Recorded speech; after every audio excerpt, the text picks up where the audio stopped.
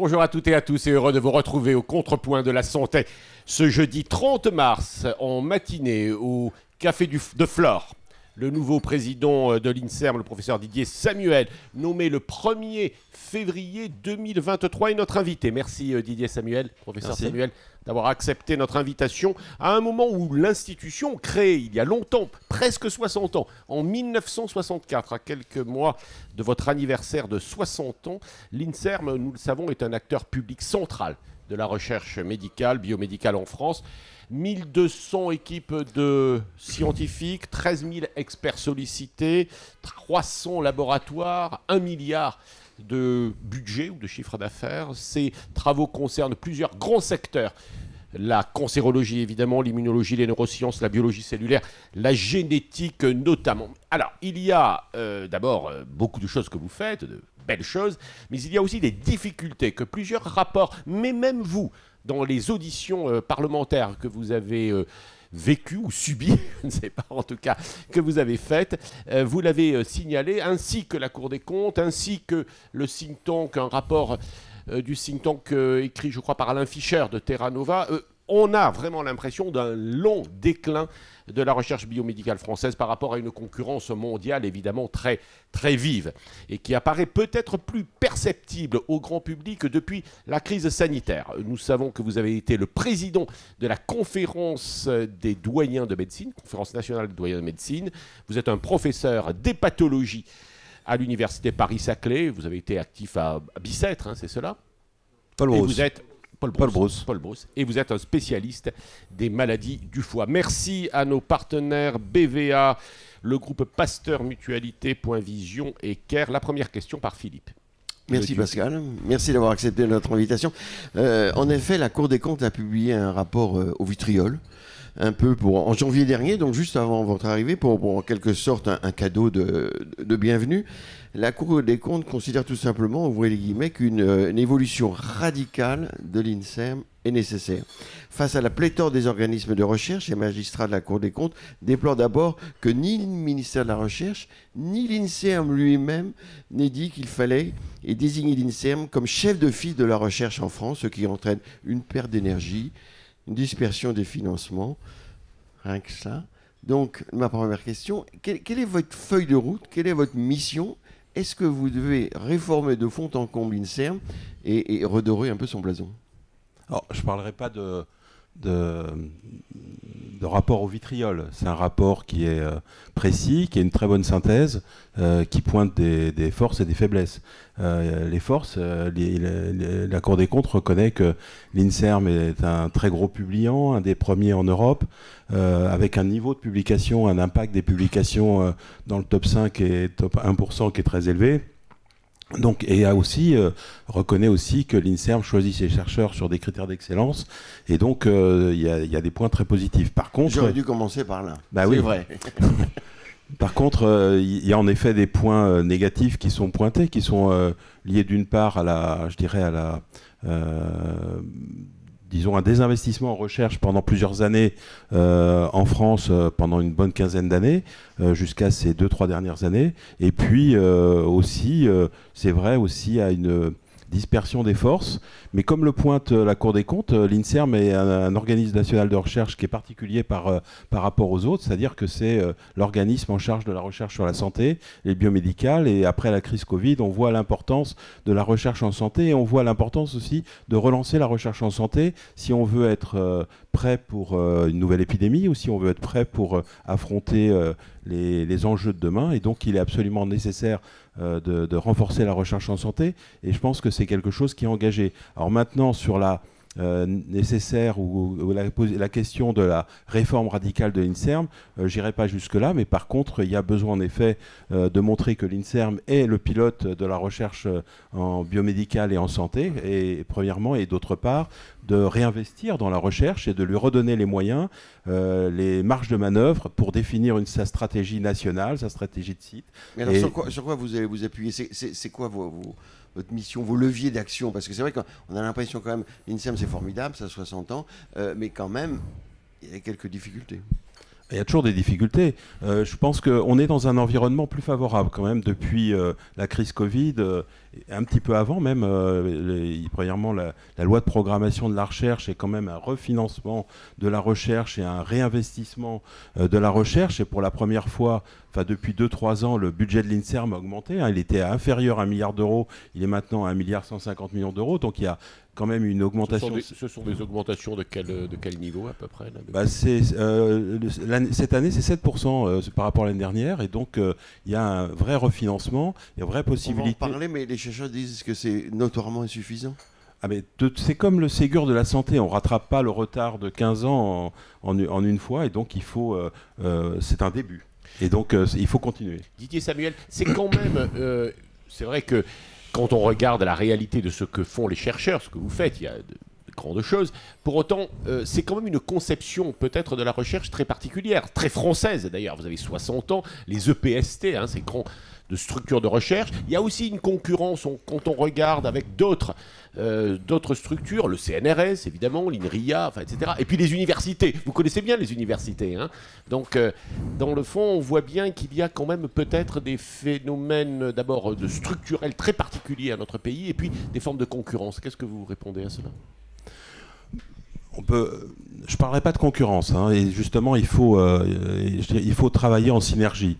Pour moi, l'INSERM, premièrement, il y a deux choses. Il y a d'une part la politique nationale, et l'INSERM est le seul organisme qui peut avoir une vision nationale, ce que je pense ne peuvent pas avoir une université qui est par définition locale ou loco-régionale. Par contre, il y a des politiques de site, et ces politiques de site doivent être faites avec les universités. Pour la médecine aussi, avec les CHU, mais il doit y avoir une coordination et un travail avec les universités. Surtout que le panorama de l'enseignement supérieur et de la recherche en France a changé, avec des universités qui se sont renforcées, des universités qui ont des niveaux de recherche très importants. Je viens de Paris-Saclay, qui est une université qui s'est considérablement renforcée. Et donc, ce sont maintenant des partenaires, et des vrais partenaires avec qui on met en place des stratégies de recherche au niveau des unités de recherche et au niveau des sites. Et vis-à-vis du CNRS et les autres CEA, j'ai dit INRIA, mais il y a CEA surtout. Justement, Pascal, c'est important cette question parce que la Cour des comptes, toujours la Cour des comptes, suggère, préconise même, vous n'êtes pas tout à fait d'accord, de carrément fusionner avec une partie du CNRS ou de confier la recherche aux universités, comme dit Pascal que vous connaissez bien, l'INSERM étant le financeur. Alors est-ce que ces deux possibilités vous paraissent complètement incongrues ? Oui. Carrément. Non, je pense.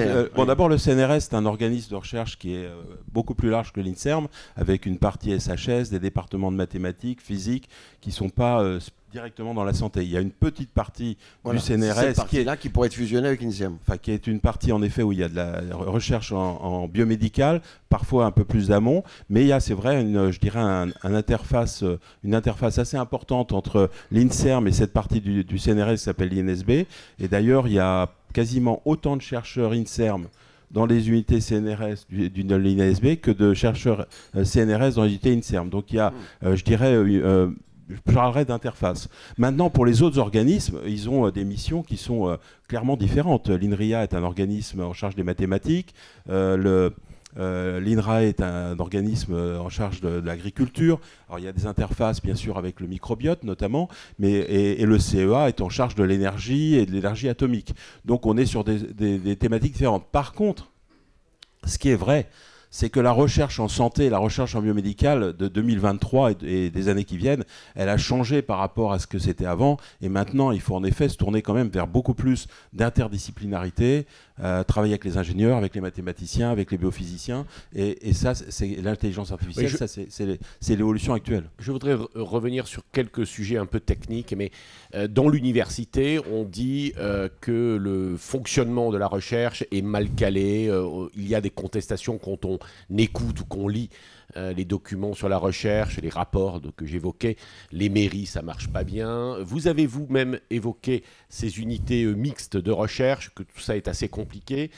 On voit bien qu'à Vison, il faut que vous nous reprécisiez les choses, mais enfin je crois que c'est vous-même, dans votre audition, qui pointez à Vison en disant ça fonctionne pas très très très bien. Faites-nous un petit point là-dessus, parce que c'est assez technique, mais enfin, évacuons toutes ces questions. L'aspect technique, c'est que l'INSERM a ce qu'on appelle des unités mixtes de recherche, qui sont donc des laboratoires. Ces laboratoires, pour l'INSERM, sont toujours mixtes, c'est-à-dire qu'il y a deux tutelles, et il y a toujours une tutelle université et INSERM, donc qui sont qui donnent une dotation financière à leurs unités, ce qu'on appelle les UMR. L'INSERM a aussi, est tutelle aussi avec les CHU de centres d'investigation clinique, et l'INSERM a aussi ce qu'on appelle des unités de service qui sont en fait des plateformes, et donc qui servent à plusieurs unités. Donc la structuration de l'INSERM est faite essentiellement via ces unités mixtes de recherche, et presque toujours, ou quasiment toujours, en coordination avec l'université. Et donc je reviens sur l'aspect coordination avec l'université qui est très important. L'autre point, Avisan, pour ceux qui ne connaissent pas, Avisan est une alliance entre les différents organismes, donc INSERM, CNRS, INRIA, etc., CEA et universités. Mais cette alliance actuellement, je dirais, manque d'efficacité. Il y a d'une part un besoin que les organismes, les universités se parlent et aussi mettent en commun des moyens parce que les plateformes, ça coûte très cher, et donc il y a besoin de mettre en moyen et donc d'avoir des efforts synergiques et pas concurrents. Et donc il faut... L'un des points essentiels, je pense, c'est aussi que les gens changent, je dirais, d'état d'esprit. Et justement qu'on arrête de parler de concurrence, mais qu'on parle plus de synergie et qu'on travaille ensemble. Et ça, c'est quelque chose que je veux essayer de changer, tant au niveau avec les universités, avec les CHU et avec les autres organismes. Et ça, c'est essentiel. C'est le plus difficile, oui. C'est le plus difficile de changer d'état d'esprit. Non, pas tant de cas. Non. Il faut y croire. Non, c'est vrai que quand on lit, quand on s'intéresse à ces sujets-là, un des arguments, c'est de dire qu'il y a beaucoup d'intervenants. Oui, et puis d'agences, et notamment d'ailleurs une agence de l'innovation. Tiens, dites-nous-en un mot. Non, il y a beaucoup d'intervenants, et c'est pour ça qu'il faut bien préciser leur place. Je l'ai dit, l'INSERM a une place spécifique, qu'il ne faut pas lui enlever. C'est-à-dire que, et les Français, la France a besoin d'un organisme en charge de la recherche en santé. Il y en a, il y a le ça a l'air d'être clair pour eux. Il y a le NIH aux États-Unis.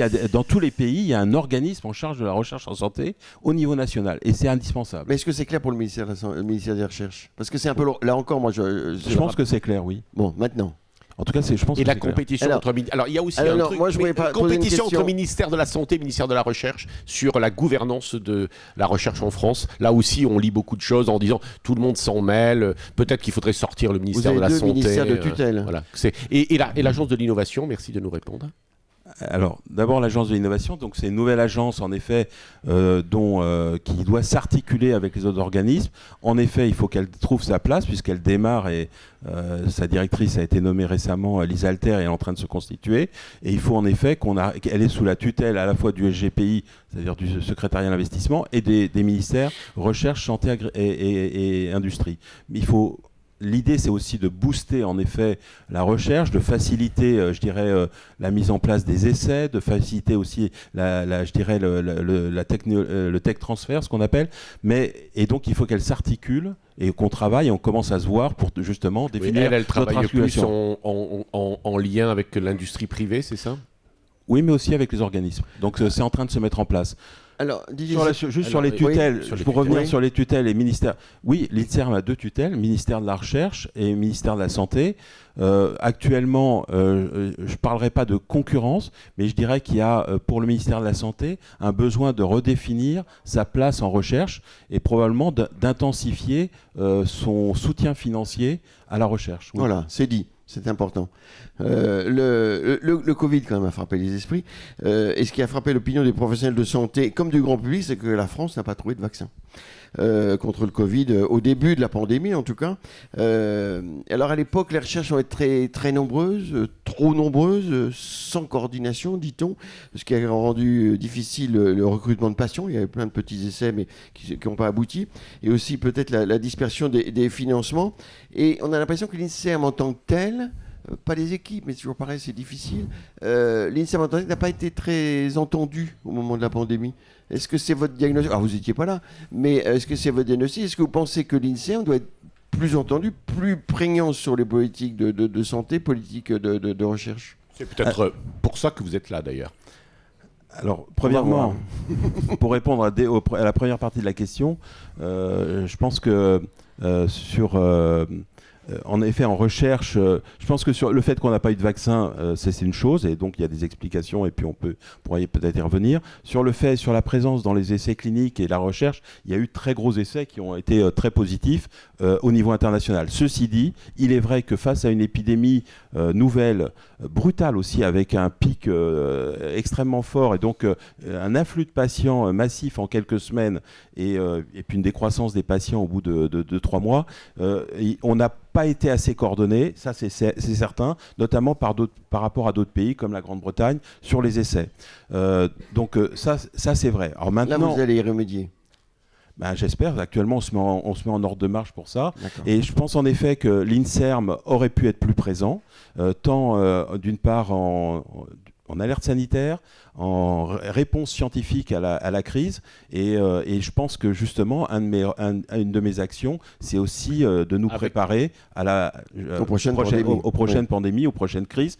On voit régulièrement de toute façon des maladies émergentes. Et d'ailleurs, l'INSERM a en son sein l'agence autonome appelée ANRS Maladies émergentes. Le gouvernement a pris une décision importante d'ailleurs quand on regarde vis-à-vis de l'INSERM, c'est-à-dire que l'ANRS, donc l'Agence nationale de recherche contre le sida, et les hépatites qui existaient depuis longtemps étaient au sein de l'INSERM. Il y a eu un débat après la crise Covid pour savoir qui allait s'occuper des maladies infectieuses émergentes. La décision qui a été prise a été de confier à l'ANRS les maladies infectieuses émergentes et de le confier à l'INSERM. Donc l'ANRS, c'est au sein de l'INSERM. Et pourquoi vous dites autonome alors ? Parce que c'est une agence qui a un fonctionnement autonome et qui était je dirais, indépendante de l'INSERM quand elle a été créée. Elle est rentrée dans l'INSERM avec ce titre d'agence autonome. En effet, c'est une agence de l'INSERM. Mais vous n'employez plus le terme que tout le monde emploie, ou employez, millefeuille, etc. Mais enfin, alors vous dites non, pas vraiment. Et puis après, quand on vous écoute, on voit bien quand même qu'il y a beaucoup d'agences. Et d'autre part, deuxième question. L'ANRS est dans l'INSERM. Bon. Et deuxième question, pourquoi ça a marché en Allemagne, en Angleterre, et puis ça n'a pas bien marché avec nous? Là, le rétex, comme on dit, le retour d'expérience, vous avez dû le faire. Sur le vaccin ? Oui, enfin, vaccin et la manière dont on a abordé. On revient à des problématiques que j'ai abordées au début. Quand on a désinvesti en recherche, il y avait une recherche sur les ARN messagers en France qui était insuffisante, une recherche sur les coronavirus qui était quasi abandonnée. Et puis, d'autre part, pas de lien aussi entre recherche et tech transfert, enfin avec des industriels capables de fabriquer du vaccin. Donc c'est vrai qu'on n'était pas prêt, et c'est pour ça aussi qu'il y a actuellement une réflexion forte par le gouvernement sur d'un développement sur ce qu'on appelle la recherche à risque, c'est-à-dire très en amont, et justement pour se préparer à d'abord être en amont et donc développer des recherches qui aboutiront dans 10, 15, 20 ans. Oui, et alors là aussi, est-ce que vous avez, peut-être pas pas l'autorité, mais enfin une influence forte sur les industries privées, notamment pharmaceutiques, et qui pourraient quand même, c'est vrai qu'on ne les a pas vues, les françaises en tout cas, ou quelques grands laboratoires, on ne les a pas vus. Et est-ce que quels sont vos liens, on y reviendra avec Philippe, mais quels sont vos liens avec l'industrie privée en la matière, sur ce point en particulier? Comme vous le voyez, il y a un gros effort qui est fait via France Santé 2030 pour justement développer, et aussi la création de l'AIS pour développer l'innovation et le transfert de technologie. Vous avez vu aussi qu'il y a un appel d'offres qui est en cours, qui est un appel à manifestation d'intérêt sur ce qu'on appelle les bioclusters. Donc il y a un biocluster qui a été labellisé sur Saclay, sur le cancer, mais il y a actuellement on attend 2 autres bioclusters qui vont être labellisés dans les 2-3 mois qui viennent, et les auditions vont avoir lieu mi-avril. Et ces bioclusters sont justement à viser de rapprocher l'académie, le monde académique et l'industrie pour justement aller vers, je dirais, du laboratoire vers le médicament. Alors, Philippe, c'est à ce moment-là que nous parlons de l'IHU ou des non, IHU? Pas du tout. Pas IHU, mais nous RH. n'oublierons pas. RH. Alors oui, Pascal, l'attractivité. Pascal voulait vous poser une question sur les RH.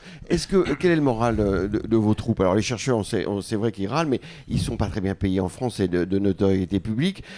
En plus, dans les années 80, près d'un tiers des chercheurs de l'INSERM avaient une formation médicale. Ce n'est plus que 6,5% en 2020. Alors est-ce que c'est voulu, cet affaiblissement de des chercheurs à formation médicale. Est-ce que c'est une chance? Est-ce que c'est un handicap? Et est-ce que vos troupes ont le moral? Et est-ce que ce que vous disiez avant, vous le dites maintenant encore sur l'attractivité de la recherche insuffisante en France? Parce qu'on vous a écouté avant, vous le disiez. Donc maintenant, est-ce que vous continuez? Je n'ai pas l'habitude de changer comme ça. Donc, vous avez changé de poste, alors évidemment, c'est pas le même point de vue. J'ai le même cerveau. Donc, non, Alors, les troupes, les chercheurs. Non, je pense d'abord sur les médecins. C'est vrai que quand l'INSERM a été créé il y a 60 ans, il y avait beaucoup de médecins, 30% de médecins qui étaient à l'INSERM. Maintenant, il n'y en a plus que 6% qui sont payés par l'INSERM. Ceci dit, dans les unités de recherche, il y a beaucoup de médecins. Les médecins sont essentiellement des hospitalo-universitaires ou des hospitaliers. Donc il y a quand même beaucoup de médecins et 40% de nos unités de recherche mixtes INSERM et universités sont dirigées par des hospitalo-universitaires. Alors c'est vrai aussi que sur cet aspect-là, il faut qu'on ramène plus de médecins vers la recherche, qu'on redonne du goût aux médecins pour la recherche via des formations, via les parcours ce qu'on appelle MD, PhD, via aussi des postes plus attractifs, les contrats d'interface qui permettent aussi de dégager du temps recherche. Donc ça, c'est un travail. Alors maintenant, sur l'attractivité des carrières des chercheurs. Et la rémunération. Et la rémunération. On revient au problème et en effet, et c'est pas nouveau, c'est-à-dire ça depuis déjà plus de 20 ans, en effet, il y a eu une dévalorisation de la carrière des chercheurs et du salaire, pour parler franchement. Et c'est vrai qu'au niveau où sont recrutés les chercheurs, qui est souvent vers l'âge de 35 ans à l'INSERM, avec des dossiers où ils ont fait une thèse, le doctorat d'université, un postdoc, un post-postdoc, une mobilité à l'étranger, et on leur demande en plus des publications de très haut niveau, c'est vrai qu'ils ne sont pas valorisés à leur juste valeur. Et donc, qu'est-ce que vous pouvez faire alors déjà, premièrement, dans la loi de programmation de la recherche, il y a une revalorisation des salaires des chercheurs qui a déjà démarré, donc ça c'est un premier pas. Maintenant, comme je l'ai dit tout à l'heure, c'est insuffisant et il y a deux axes qu'il faut travailler. Premièrement, avec l'aide du gouvernement, travailler à la poursuite de la revalorisation des carrières et aussi réfléchir à la dynamisation de la carrière, parce que c'est pas, je veux dire, l'attractivité d'une carrière, c'est comme pour les hospitalo-universitaires, c'est comme pour les hospitaliers, c'est comme pour les infirmiers, donc dans des mondes que j'ai bien connus, c'est aussi donner du souffle et du dynamisme à la carrière. Un cursus, oui. Voilà, un cursus. D'accord. La fuite des chercheurs, c'est une réalité. La fuite des chercheurs français à l'extérieur et surtout également une moindre attractivité de bons chercheurs d'autres pays, même évidemment hors européens, qui viendraient moins en France. Est-ce que c'est une réalité, ça ? Alors ça a été une réalité et actuellement on est en train de travailler à inverser la tendance. On a créé via la LPR, donc via la loi de programmation de la recherche, les chaires professeurs juniors, qui sont donc des moyens vraiment de flécher des postes et d'attirer des jeunes de niveau directeur de recherche, futurs directeurs de recherche dans les unités de recherche, aussi dans les universités, puisqu'il y a des chaires professeurs juniors dans les universités, et il y a des chaires professeurs juniors à l'INSERM et au CNRS, et ça c'est un nouveau moyen de recrutement, et on voit d'ailleurs que le profil des recrutements est différent, avec des chercheurs qui viennent de l'étranger et qui reviennent dans nos unités, et on va aussi essayer d'aller vers aussi des chaires d'excellence et qui sont déjà en place dans certaines universités, c'est-à-dire attirer même des top gunners. Philippe va vous poser des questions sur les priorités. Exactement. Bravo. Est-ce que vous considérez qu'il faut resserrer les priorités de l'INSERM? Alors c'est vrai qu'on est frappé par la diversité des thèmes. C'est un peu les communiqués de presse que vous avez fait ces derniers temps. Vous parlez de transmission du virus de Zika et de la dengue, le rôle clé du gène dans la tuberculose, cannabis et sommeil, vaccin intranasal dans la coqueluche, température extrême et grossesse, père, congé et dépression postpartum, oui, vous avez l'esprit très large, le cerveau des procrastinateurs. Alors, est-ce qu'il faut resserrer un peu les priorités? Est-ce que vous pouvez d'abord? Ou est-ce que les chercheurs étant indépendants par nature, est-ce que c'est possible? Quelle est votre vision sur les thèmes de recherche? Et puis aussi, Pascal, sur la recherche fondamentale, vous en avez un petit peu parlé, et la recherche appliquée, comment vous faites la part des choses? Permettez-moi de souhaiter que l'INSERM continue sur les procrastinateurs. Philippe, non, mais on a besoin. Pascal Non, mais connaît bien. la santé, c'est vaste. C'est pour ça que l'INSERM a besoin de moyens. Et la recherche en santé, c'est vaste. Et tout est important. Hein, mais par contre, en effet, il faut définir des priorités. C'est aussi l'esprit, par exemple, des programmes d'équipement prioritaire en recherche, c'est-à-dire les PEPR. L'INSERM en pilote 6, et donc sur la psychiatrie, sur la biothérapie, sur la santé des femmes. Par exemple, le PEPR santé des femmes va essayer de répondre à des problématiques extrêmement actuelles comme l'infertilité, l'endométriose, la psychiatrie. On souhaite avoir un PEPR sur le Exposome et santé, donc l'environnement et la santé. On développe donc le numérique en santé. Donc on a défini des priorités et on est en train d'en soumettre d'autres au gouvernement. Et donc pour définir des priorités, mais l'INSERM doit être présent quand même sur les grands axes. Et ces axes sont divers. En effet, il y a les neurosciences, la cardio, il y a la santé. Donc vous allez resserrer un peu les priorités. Enfin, il y a toujours des priorités. Oui. Voilà. Et entre recherche appliquée et recherche fondamentale, c'est quoi la part, si on peut le calculer? Non, il n'y a pas de part et je ne vous dirai pas de chiffres, mais tout est important. La recherche fondamentale est extrêmement importante pour arriver à de la recherche appliquée. Et si je me permets de donner des exemples, si vous n'avez pas travaillé sur l'ARN messager pendant 10 à 15 ans, savoir comment le couper, savoir comment fabriquer des protéines à partir de l'ARN messager, si vous ne savez pas comment pouvoir l'injecter chez l'homme, si vous ne savez pas comment il peut produire des anticorps chez l'homme, tout ça, ça prend du temps et vous n'arrivez pas à faire le vaccin. De même que si dans l'autre sens, en virologie, vous n'êtes pas capable de démembrer comment le coronavirus, le Covid fonctionne, comment il se replie. Et en pure perte parfois. Comment le rôle le rôle de la protéine spike permet d'entrer sur tel récepteur dans la cellule. Si vous n'avez pas compris ça, vous êtes comme un aveugle et donc vous avez besoin de cette recherche d'amont qui vous permet ensuite de dire, avec ma technologie ARN, je vais pouvoir fabriquer des protéines, mais quelle protéine? L'anti-S, c'est-à-dire l'anti-spike, qui va bloquer la protéine de surface du Covid pour l'empêcher de rentrer dans la cellule. C'est donc à partir de toute cette recherche d'amont que vous arrivez à des thérapies appliquées. Ce qu'on n'a pas fait. Non, ce qui a été fait, pas par la France, mais ce qui a été fait. Voilà. Oui. Et en pure perte, c'est intéressant parce que en pure perte à un moment, parce que pendant des années, on pensait que ça ne marcherait pas l'ARN messager. Depuis Jacques Monod, il y a déjà quelques temps, avec son prix Nobel, avec ses collègues. Donc c'est investir, là on se dit ça ne marche pas, mais il faut continuer. C'est ça. C'est ce qu'on appelle la recherche d'amont, et il ne faut pas avoir peur. On ne sait pas toujours où ça va, mais par exemple, je vais vous donner un autre exemple. Il y a une vingtaine d'années, ont été découverts les ARN interférents, c'est-à-dire et maintenant, on voit apparaître des médicaments ARN interférents dans des maladies comme la neuropathie amyloïde héréditaire, dans les maladies comme le déficit en alpha-antitrypsine, des médicaments. Et qui aurait dit qu'il y aurait eu des médicaments il y a 15 ans ou 20 ans? Quelques chercheurs qui y croyaient, et c'est ça qu'il faut qu'on encourage. Bonne transition, vos rapports avec l'industrie privée, qui est essentielle, avec là aussi, j'ouvre un peu les portes déjà ouvertes, mais l'idée que nous on fait de la recherche et puis que c'est le privé aux États-Unis, pour faire court, qui fait les médicaments. Et notamment, vous l'avez un petit peu évoqué avec ces bioclusters, mais vous voudriez bien revenir là-dessus. Non, je regrette que ce soit fait qu'aux États-Unis, par exemple. Moi, je suis un hépatologue et je l'ai déjà dit 20 fois. J'ai lutté contre l'hépatite C. L'hépatite C, c'est la compréhension du virus d'hépatite C, c'est une recherche académique mondiale et la France était très bien placée dans cette recherche. Cependant, 100% des médicaments étaient d'origine américaine. Donc, ce qu'il faut changer, en effet, c'est ça. Alors, INSERM a une filiale qui s'appelle INSERM Transfer, donc qui travaille à valoriser les recherches. Et d'ailleurs, il y a plusieurs médicaments et plusieurs sociétés issues de la valorisation de brevets INSERM qui ont été valorisés à plus de 100 millions d'euros et vendus. Et donc, ça commence à porter ses fruits. Il y a aussi d'autres aspects qui sont les IHU dont vous avez parlé, ou même les RHU, les réseaux hospitalo-universitaires, où il y a une interfaçage entre le public et le privé. Et de même, dans les bioclusters, là, il y a vraiment la volonté justement de remplir ce gap qu'on appelle la vallée de la mort en France, où on a une difficulté en effet à aller du laboratoire vers le médicament ou vers le device, et ça, il faut... Là, je pose une question, où en sont vos rapports avec l'IHU de Marseille? Au mieux. Non, l'INSERM. Alors l'INSERM s'est retiré avant la crise Covid de l'IHU de Marseille. Il y a 2 unités qui sont labellisées INSERM, mais l'INSERM s'est retiré de l'IHU pour des raisons pré-Covid.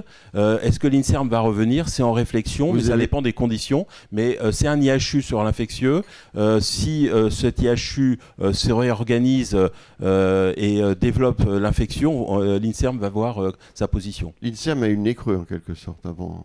L'INSERM et le CNRS se sont retirés, je crois, en 2017 et 2018 de l'IHU de Il ne faut pas que l'on oublie d'interroger Didier Samuel sur les jumeaux numériques, l'intelligence artificielle. On va y arriver. Alors, on fait un sondage chaque mois avec BVA. Donc, c'est Renaud qui va nous donner les résultats du sondage qui a été réalisé en collaboration avec la Fondation de l'Avenir. Alors là, c'est même plus que ça, puisque alors je vais essayer de suppléer Odile Pexeto qui n'a pas pu être avec nous ce matin, mais en fait, c'est la Fondation de l'Avenir qui fait un baromètre avec BVA, et là, ils en sont à la 2e édition et qui nous autorise bien gentiment à faire état de ce baromètre qui est intéressant et en écho à ce que déjà aux premiers échanges.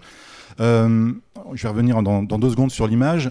Ce baromètre, là, on va parler uniquement du comparatif entre la vision des Français et la vision des médecins sur la recherche médicale, donc au-delà de l'INSERM.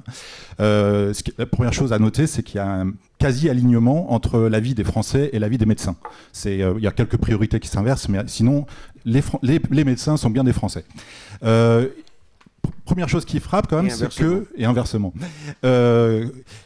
Première chose, la recherche médicale conserve une bonne image, même si elle fléchit. Alors pour les Français de moins 3 points et pour les médecins de moins de 7 points. Donc les médecins sont plus sévères avec la recherche médicale, mais reste à un très bon niveau. La recherche elle a une bonne image à 75% pour les Français et à 77% pour les médecins.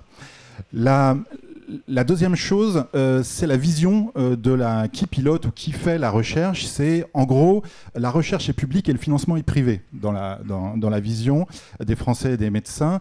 Pour les Français, ce sont les laboratoires publics et en 1 à 83% qui tirent la recherche médicale et en 2 les laboratoires privés de l'industrie. Pour les médecins, c'est à peu près la même chose, en tout cas dans l'ordre, et c'est à 85% les publics et à 84% les laboratoires privés. Mais le financement dans la vision des Français est pour eux, 73% d'entre eux considèrent que c'est le financement privé qui prime. Les médecins, eux, identifient le financement des laboratoires pharmaceutiques à 94%. Et l'État vient pour les 2 catégories en 3e position, 71% pour les Français et 72% pour les médecins. Aujourd'hui, ça c'est la vision d'aujourd'hui. Et pour demain, eh bien, les Français sont plutôt optimistes sur la recherche médicale. 67% d'entre eux considèrent que l'avenir de la recherche médicale en France est plutôt bonne, même si par rapport à la première vague, c'est 6 points de moins quand même. J'imagine que la crise Covid est passée par là et l'absence de vaccins français n'a pas fait du bien. Pour les médecins, c'est à 67%, donc ils sont alignés. Après cet avenir positif, comment le voit-il ?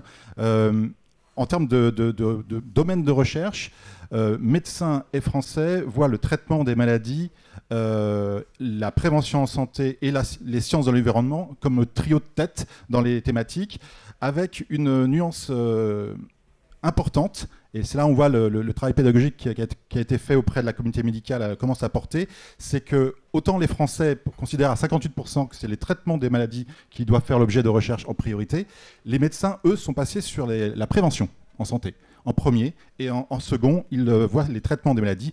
La 3e qui baisse, par contre, assez fortement, c'est la science de l'environnement. En termes de maladies, là aussi, le trio de tête est le même pour les Français et les médecins. Nous avons les maladies neurologiques, les cancers et les maladies infectieuses. Les médecins plaçant légèrement les cancers au-dessus des maladies neurologiques, à l'inverse des Français. Voilà. Et la troisième priorité, c'est les maladies infectieuses. Ensuite, sur la méthode et sur l'environnement du chercheur, médecins et Français se retrouvent parfaitement et sont quasiment au même pourcentage. En 1, la recherche médicale doit pouvoir bénéficier à tous. Donc pas de propriété sur les résultats. En tout cas, il faut que ça soit très ouvert. Et le deuxième élément très important, c'est que les chercheurs doivent être indépendants. Vous en avez parlé tout à l'heure. Et je pense que ça rejoint la thématique du pilotage de la recherche, j'imagine. Et le dernier point qui est important et là qui est en hausse, là il n'y a pas de baisse du tout, à la fois français mais aussi médecins considèrent que l'expérience patient doit être publicitée dans la recherche médicale. Donc le patient vraiment a un rôle et c'est très important puisque les Français sont favorables à 95%, tandis que les médecins le sont à 86%, donc c'est un mouvement très fort. Réaction. Voilà. Premièrement, la recherche a une bonne image, ça c'est quand même satisfaisant.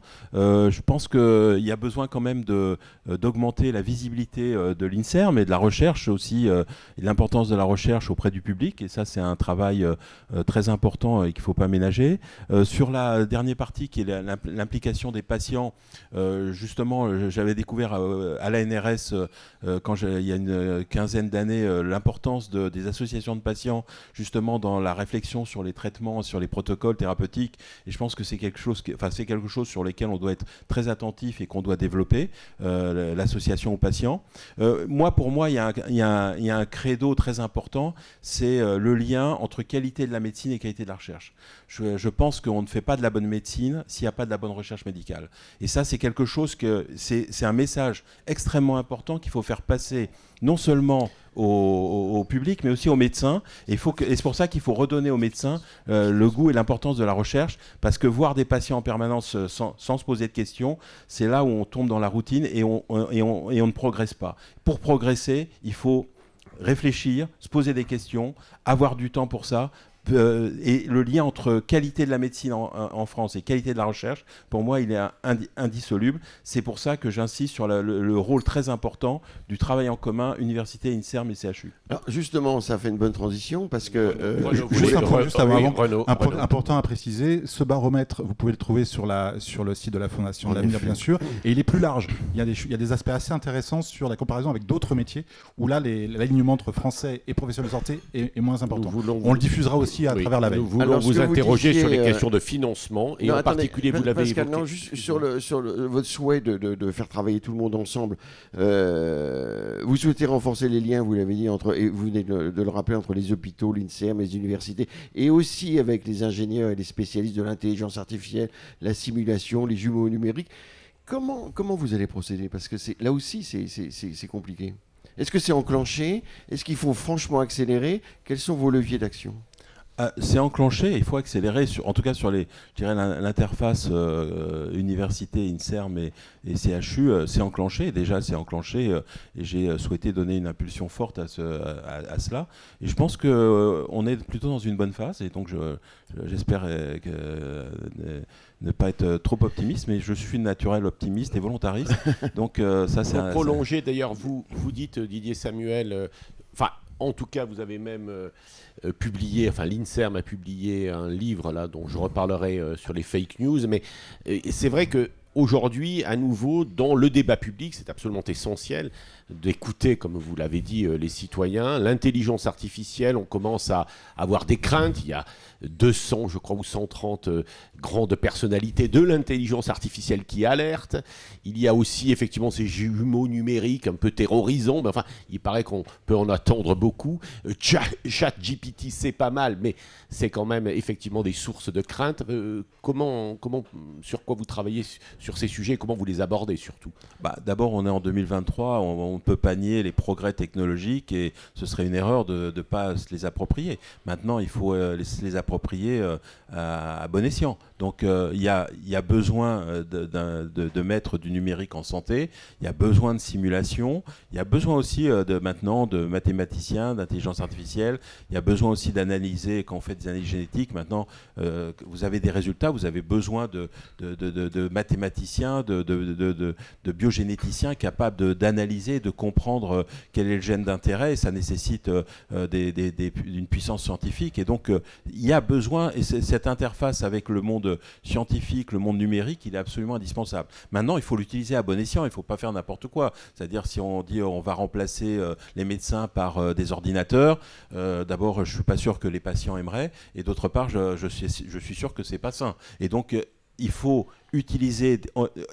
On n'est pas capable, et moi, j'ai disserté au baccalauréat il y a maintenant 50 ans sur on n'arrête pas le progrès. C'était la question de philo que j'ai eue. On ne va pas arrêter la technologie, on ne va pas l'empêcher d'évoluer avec nos mains, et c'est pas possible. Mais par contre, il faut se l'approprier, et se l'approprier en santé, mais aussi en recherche. Et peut-être plus expliquer la vulgarisation. Est-ce qu'un organisme comme le vôtre, vous savez, on s'est dit pendant la crise du Covid, on était un peu désespéré de ne pas voir les grandes institutions, les grands scientifiques prendre la parole et dire aux gens « Stop, on arrête, on explique des choses ». Est-ce que là, c'est aussi un objectif, une priorité pour vous, qui êtes à la tête maintenant d'un organisme de recherche reconnu ? Je pense qu'il faut vulgariser la science, ça c'est très important. Et d'ailleurs, il y a une appétence maintenant des Français et du public pour comprendre la science, comprendre la médecine. Il faut la vulgariser, mais en effet, il faut la vulgariser bien. Et donc, il ne faut pas dire n'importe quoi. Il ne faut pas céder aux tentatives, de surmédiatisation. Et il faut rester sur les bases de ces connaissances. Mais la vulgarisation, en effet, est très importante pour d'ailleurs que les gens s'approprient aussi la recherche et la comprennent aussi son intérêt. Et aussi le lien avec le progrès médical et les progrès qu'ils voient tous les jours. Je veux dire, c'est la recherche sur l'immunité du cancer. Il y a des gens qui travaillaient sur l'immunité du cancer il y a 15-20 ans. On les regardait un peu comme ça. Maintenant, vous avez des traitements qui sont des immunothérapies, un changement à 100% des traitements par rapport à la chimiothérapie. Il y a encore des patients sous chimiothérapie, mais maintenant, il y a plein de cancers qu'on traite avec immunothérapie, qui sont des mécanismes totalement différents, avec des résultats dans certains cancers qui sont spectaculaires. Et la recherche vient plutôt d'où, là ? Du public, des industries ? Elle vient beaucoup du public, mais il y a besoin, un moment, de l'industriel, parce que le chercheur, l'académique, ne sait pas fabriquer un médicament. C'est un métier. Donc il faut bien qu'on comprenne ça. Fabriquer un médicament, c'est un vrai métier, et un métier en soi, et ce n'est pas le métier du chercheur. Par contre, en effet, il faut d'une part arriver à maintenir, l'indépendance, l'intégrité scientifique, ça c'est important, mais il faut qu'il y ait un partenariat avec l'industrie, parce que, in fine, on a besoin de vaccins, on a besoin de médicaments, et donc pour arriver aux médicaments, il faut un industriel. Mais Philippe, il faut qu'on en profite pour montrer ça, parce que quand même, on est très critique sur le fait que les institutions n'ont pas fait suffisamment pour lutter contre les fake news. On a été tous sidérés de cette période dont on sort peut-être. Avec à la fois des scientifiques qui expliquent peu, ou certains médecins qui expliquent tout et n'importe quoi. Et vous aviez publié, l'INSERM, effectivement, un livre sur fake news santé. Je fais un peu de pub pour nous, Philippe, puisque tu as participé à ces travaux. Nous avons lancé avec Sciences Po une plateforme, enfin nous espérons que ça le deviendra, une plateforme qui va réunir, disons, sinon rassembler, les journalistes d'un côté et les scientifiques et médecins de l'autre. Enfin, on en reparlera. Alors, est-ce qu'il y a ce livre qui est très, très intéressant, Cherche midi, très important. 14 €, c'est cher. Hein, mais est-ce que faut financer la recherche. Est-ce que l'INSERM doit jouer donc quand même un rôle plus important dans l'opinion publique pour faire passer toutes ces informations ? Est-ce que vous en avez les moyens ? Vous avez une revue, l'INSERM, qui est distribuée, on peut s'abonner, alors là, pour le coup, gratuitement, qui est très bien.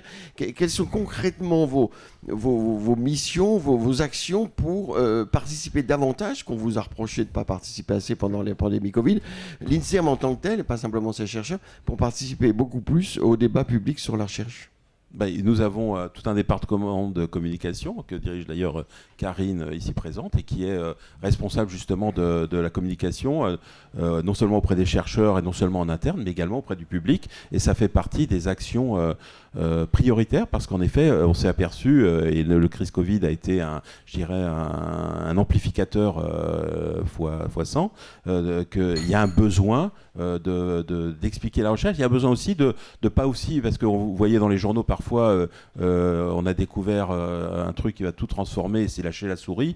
Je veux dire, il faut aussi savoir doser l'information et pas tomber aussi dans l'excès, mais il est très important en effet de faire ce travail de communication auprès des médecins, auprès des scientifiques, auprès du public. Alors Jean-François Delfercy, Pascal était là, il assistait à ce débat.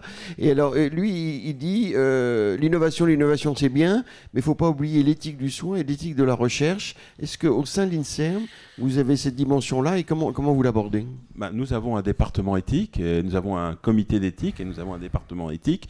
Et en effet, il y a une éthique de la recherche qui doit être respectée.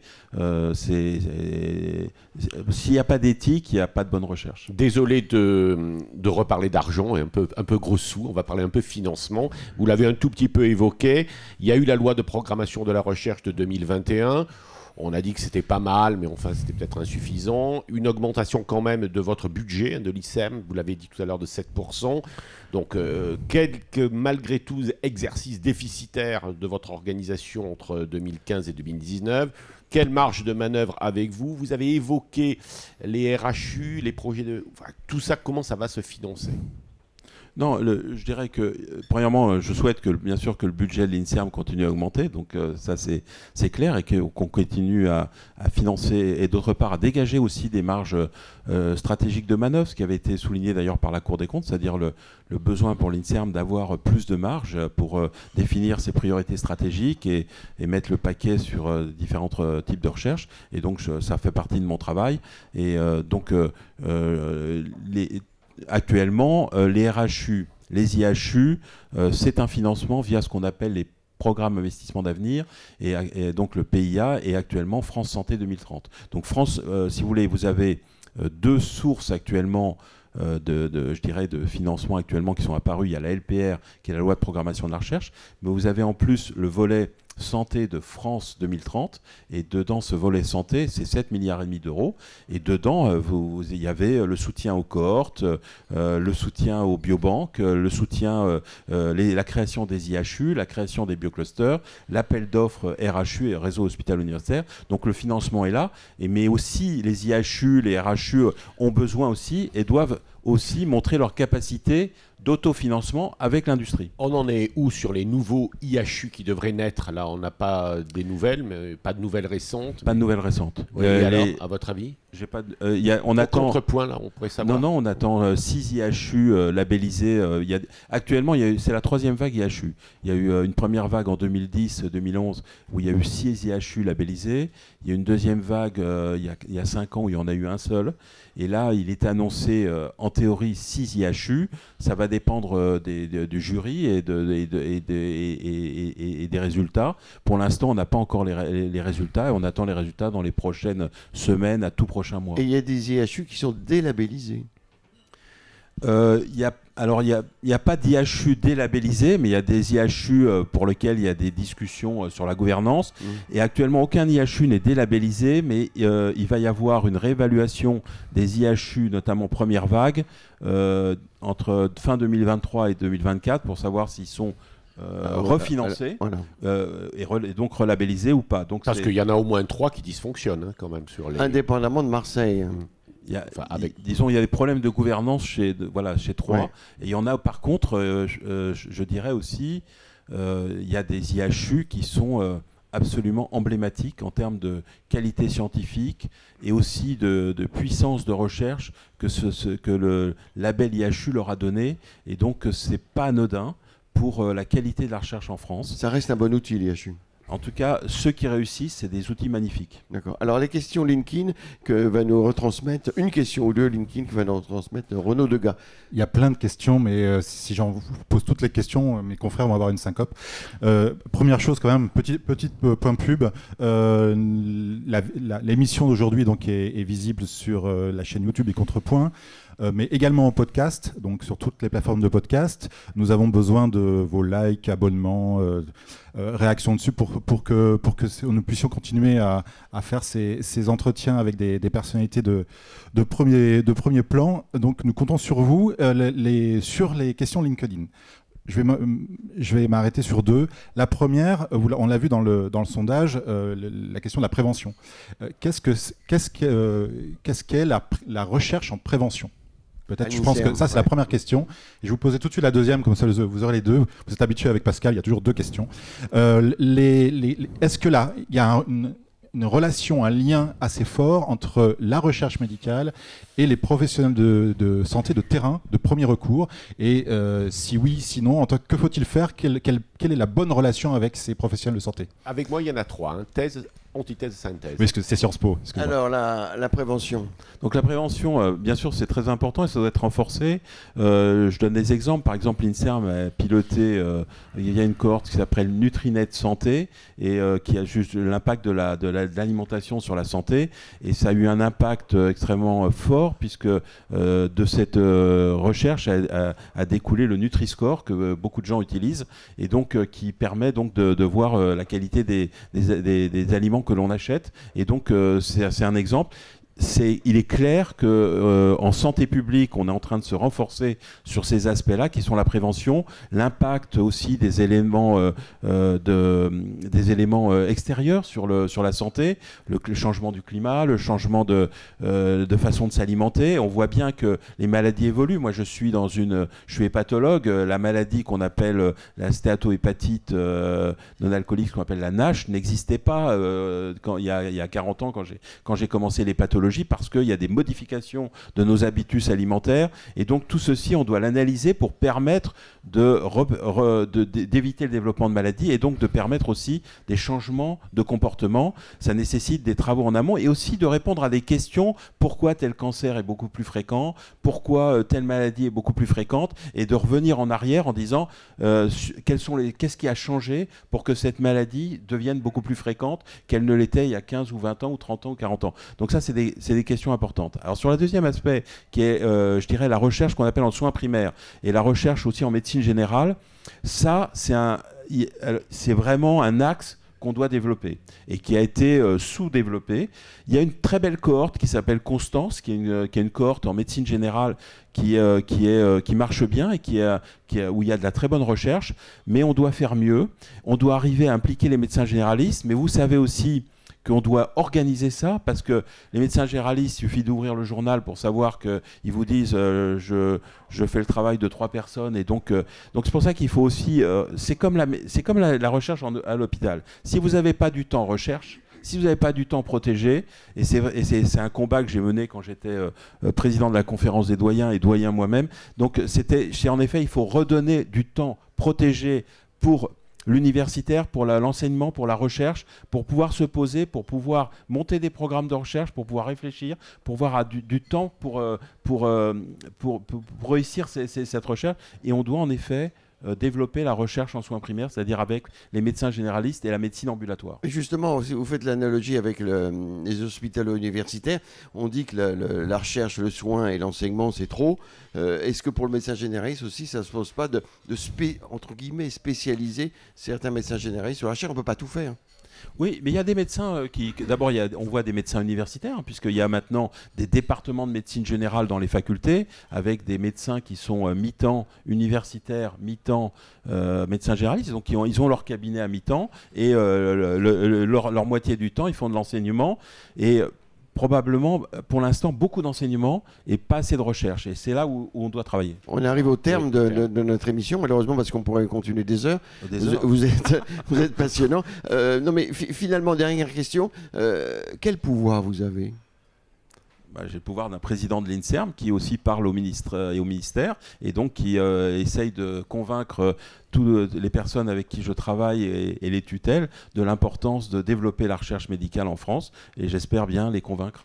Et vis-à-vis des troupes, parce qu'il y a comme parce que les troupes, c'est des chercheurs, c'est des médecins, c'est des scientifiques qui sont indépendants par nature. Est-ce que vous pouvez les emmener, les embarquer, comme on dit maintenant, en fonction de vos priorités ? C'est à eux de répondre, mais j'espère que oui. Beaucoup d'espérance. Merci Pascal, merci Didier Samuel, merci aux équipes, Françoise Billet, Nathalie Ratel, Emmanuel Tay, à la veille des acteurs de la santé, à LDC Santé et à Hortus. Merci à Philippe aussi. Merci à nos partenaires BVA, Groupe Pasteur Mutualité, Point Vision et Care. Et prochain débat en avril. Oui, et alors, pour Didier Samuel et pour Philippe Leduc, et pour Renaud Degas et pour tous les autres, cette phrase que j'ai retenue, notamment sur les fakes, un message fait le tour de la Terre, le temps que la vérité mette ses chaussures. Qui a dit ça? Je ne sais pas. Claude Bernard. Mark Twain, merci, à bientôt. Merci. Merci beaucoup.